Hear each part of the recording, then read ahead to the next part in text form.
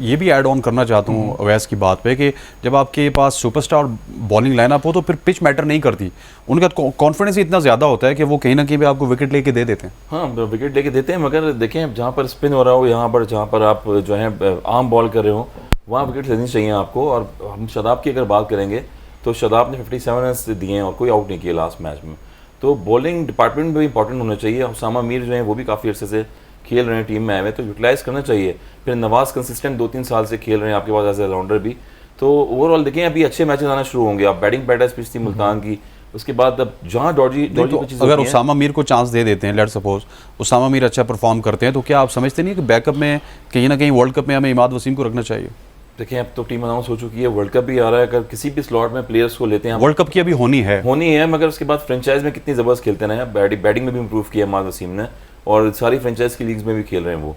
तो ये पहले से डिसाइड करना चाहिए आपको। मगर इतनी इन्वेस्टमेंट आपने नवाज पे की हुई है। फिर शादाब की अगर आप बात कर रहे हैं तो शादाब एज ए बॉलिंग में कॉन्सेंट्रेशन उनको करनी चाहिए। बैटिंग में ज़्यादा कर रहे होते हैं, बॉलिंग में उनकी वो एक ट्रम्प कार्ड वाली जो है विकेट थ्रू देने वाली जो होती हैं वो चीज़ें नज़र नहीं आ रही। तो उनको बॉलिंग में इंप्रूव करना पड़ेगा अपनी, और यही इंपॉर्टेंट चीज़ है कि फास्ट बॉलर देखें पाकिस्तान का अब तक अटैकिंग बॉलर सबसे बेस्ट प्लेयर चल रहा है तीनों का फास्ट बॉलिंग में। अगर देखें हारिस किस तरह से फॉर्म में आए हुए हैं, नसीम शाह ने इंप्रूव किया, आउट स्विंग कर रहे हैं, इन स्विंग कर रहे हैं, बॉडी से दूर करते हैं।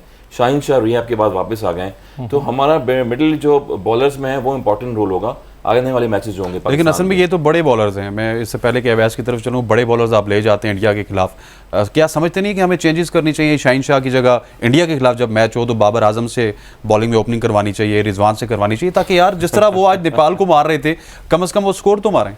देखिए वो तो है, मगर उनको जो द्रविड़ है, रॉयल द्रविड़, उनको बताना चाहिए कि जो वर्कआउट हो रहा है वो इन स्विंग पे हो रहा है, इन स्विंग पे वर्कआउट करें और वहां पर ज्यादा बेहतर होगा, वहां उस पे वर्कआउट करें। सर वो इन स्विंग पे कहां पे वर्कआउट करेंगे? उनके बॉलर ही 130-135 वाले बॉलर्स हैं सर। मैं वही कह रहा हूं ना कि नेपाल के जो है एसोसिएट्स की टीम है, ये उनके लिए एक टास्किंग दिया है। एक लेग स्पिनर पे फिर भी चांस मिला है, जो मिड विकेट पे रोहित खेलने गए, वहां कैच हो सकता है, डिप पे वो कैच ड्रॉप किया है। अगेन कि ऐसे प्लेयर्स जो हैं ऐसी बॉलिंग के खिलाफ तो वेट कर रहे होते हैं कि मैं कब फॉर्म में आऊंगा, और वो फॉर्म नजर आ गई इन दोनों बैट्समैनों की। अच्छा, रोहित शर्मा तो बेबस हो गए थे उस दिन प्रेस कॉन्फ्रेंस में कि हमारे पास नसीम शाह नहीं है, हमारे पास शाहीन शाह अफरीदी नहीं है, या फिर हारिस रऊफ जैसा पेस नहीं, हम जो पेसर्स हैं उन्हीं को खेलेंगे। और डर तो उनको बैक एंड पे है कि किसी भी वक्त वो कोलैप्स कर सकते हैं। हाँ ठीक है, हमारे खिलाफ लेटली वो अच्छा खेले हैं, जब वो विराट कोहली ने फिनिश किया था, आपको याद होगा, लेकिन वो once in a blue moon है जब से ये बॉलिंग लाइनअप आई है। देखिए एक चीज़ है अपना, क्योंकि हसनैन भाई अगर आप ओवरऑल बात करें तो एक तो आपको पता है दो चीज़ों से इंडियन टीम से कोई गुजरी, तो क्रिटिसिज्म बहुत ज़्यादा हो रहा है। सेकेंडली रोहित शर्मा पे आपको पता है बहुत ज़्यादा बैक एंड पे क्रिटिसिज्म होता है।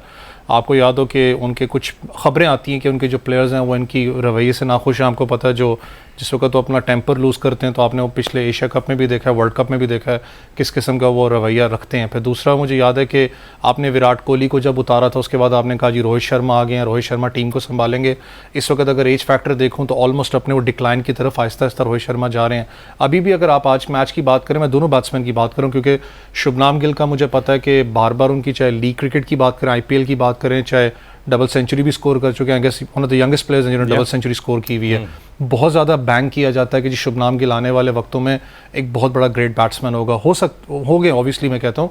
KL को भी कहते थे, KL राहुल को भी याद हो। लेकिन अगर आप उनकी असल में मैंने अभी तक उनकी जितनी भी शॉट्स देखी हैं, खास करके जब आप बैकफुट पर जाते हो, ओपन करते हो ब्लेड को खेलने के लिए, वो कभी भी अपना क्लोज टू द बॉडी नहीं है, वो अवे फ्रॉम द बॉडी खेलते हैं। दैट मींस कि वो इन स्विंग वाला एक चीज इंटरप्ट वो प्रिंस भी कहते हैं। जितने भी ओपनर्स आप देखेंगे ना इंडियंस के, तो वो IPL में धनाधन शॉटें मार रहे होते हैं, स्क्वायर पे मार रहे होते हैं, आउट ऑफ द क्रीज होकर मारे होते हैं। मगर जहां पर थोड़ी सी लेंथ बॉलिंग मिलती है, सीम वाली बॉलिंग, लेफ्ट हैंड पे वहां सारे स्ट्रगल कर रहे हैं। सर IPL की विकेट्स भी तो डिफरेंट होती है ना। IPL की देखिए अगर आप उनको देख लें, जब वो स्लाइस भी कर रहे हैं तो उस वक्त मैं देख रहा हूँ close to the body, Hasan भाई वाली बात ठीक है, क्लोज टू द बॉडी है ही नहीं, क्योंकि आपके फिर वो चीज़ जब एक फास्ट बॉलर लगा होता है, खास करके जिसकी बॉल इन स्विंग है। देखें आप शाहीन की बात करते हैं, हारिस की बात करते हैं, मैं ज़्यादा सीरियसली कह रहा हूँ, मुझे शायद लोग मुझे इस चीज़ पे पसंद ना करें, मैं ज़्यादा रेट नसीम शाह को करता हूँ इस सेंस पे।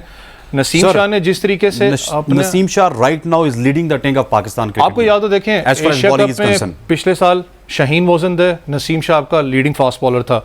सबसे अच्छी चीज़ जो एक राइट आर्म फास्ट बॉलर की होती है, चाहे वो लेफ्ट आर्म क्यों ना, जो दो तरफ स्विंग करवा सके। Exactly. आपने नसीम शाह को देखा है, वो आउट स्विंग भी खिलाता रहता है, उसके बाद उसकी जो इन स्विंग कटर है वो तेज़ आता है बीच में, जिसमें आपने ज़्यादातर बैट्समैन को देखा स्ट्रगल करते हुए।